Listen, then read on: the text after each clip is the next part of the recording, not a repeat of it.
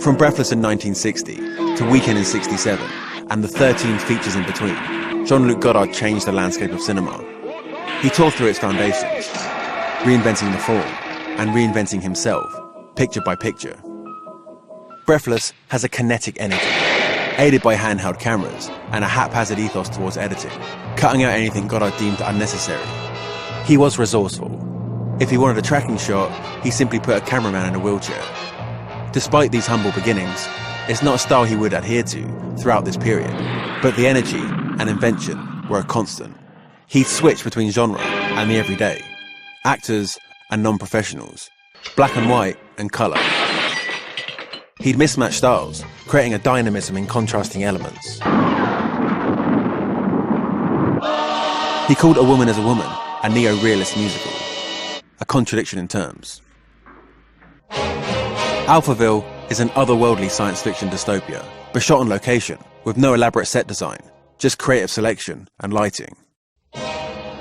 For Godard, the modern world was already menacing in its architecture, so he'd carry over this approach to films that were supposed to present the natural world, documenting and analysing contemporary structures. He found modern society engulfed with commercialism, both appealing in its pop art aesthetic, but also repellent. And Godard's characters often reflect their director's inner contradictions.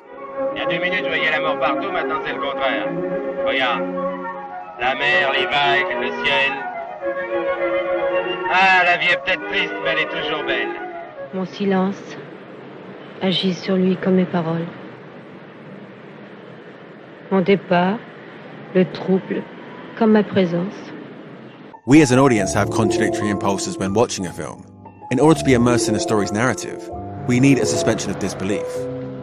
This is something Godard famously addressed, being a self-reflexive filmmaker who frequently broke the fourth wall. He had a character say, La photographie, c'est la vérité. Et le cinéma, c'est 24 fois la vérité par seconde. So why then are his films so artificial? Is this just another contradiction? Or is it because it's all make-believe? You could argue the effort made by other filmmakers to deceive an audience into believing an alternate reality is inherently problematic. Take actors, for example. When we see a performance, no matter how method it is, the person behind the character is always there. It's not possible for an actor to completely disappear. Godard can't help but acknowledge that. He'd use a take of an actor fluffing her lines. Moi, je trouve qu'ont les femmes modernes qui essayent des limites. Non, ça va pas. He'd leave in the seconds before he called action, so the viewer becomes aware of the relationship between director and actor, especially when the actor is his wife, Anna Karina, who he had a turbulent relationship with. You see the same approach here, as an actor reacts to a direction. These artificial-looking shots are inserted amidst a more naturalistic sequence. They were added after principal shooting, requested by the producer, who wanted more explicit material of the lead actress. Godard, rebellious, wanted to break the sexual spell. In another scene, he added colour filters, which abruptly change. He wants his viewers to be active when watching his movies, to remain critical and constantly thinking. His use of music is a prime example, often cutting in and out almost arbitrarily. A stirring score can overwhelm your senses, so Godard frequently severs that umbilical cord, making you aware of how you're being manipulated by this medium. He wants to create a sense of freedom in film. He doesn't want to follow a straight road. He doesn't even follow scripts, instead improvising on the day, often only shooting for 3 hours, because he preferred to spend the rest of his time thinking of novel approaches. He toys with the conventions of cinema. During a violent scene, why not cut the sound effects and play the opposite type of music you'd expect? Especially when you're in a sci-fi world, where left is right and up is down. Instead of seeing a car crash, why not just hear it over a soon-to-be deceased character's letter? Instead of being shown a murder, why not observe from a distance until... Instead of natural-looking blood, why not use paint, highlighting the artistic composition of death in film? How do you shoot a dialogue scene? 2 people talking across from each other? How about we only see the back of their heads? What if we track around, back and forth like a tennis game, as conversations often are? Or how about side to side, to show the growing distance between a couple? Text operates a different part of the brain, so why not litter films with it, often with abstract phrases, possibly just to provoke a reaction?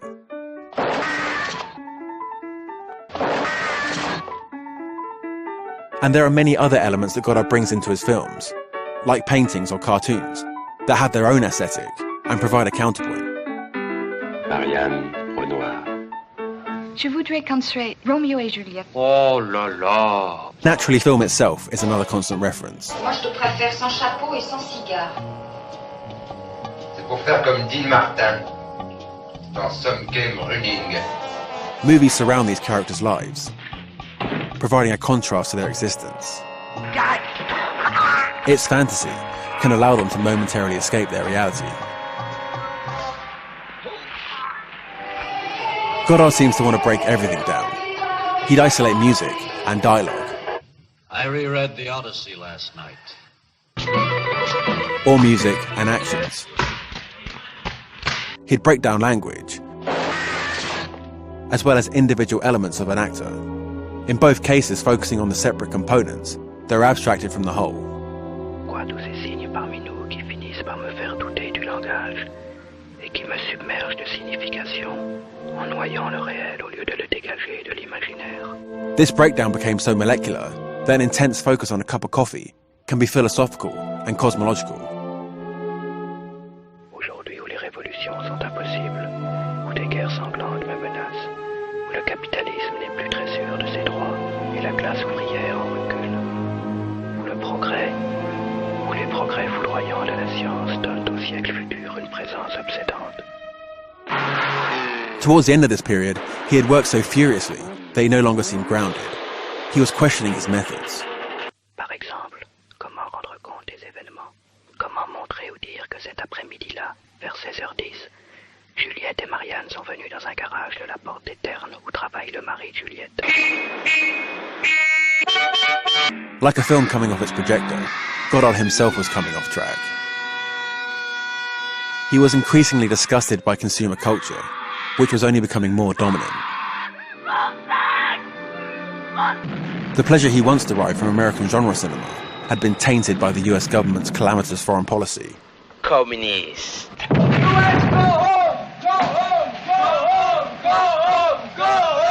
So then, was it any wonder that a director who so freely embraced change became drawn into revolutionary politics?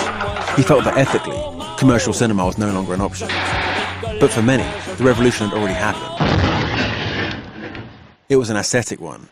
This manic period of fertile creation is still unmatched to this day, and Godard's influence is immeasurable.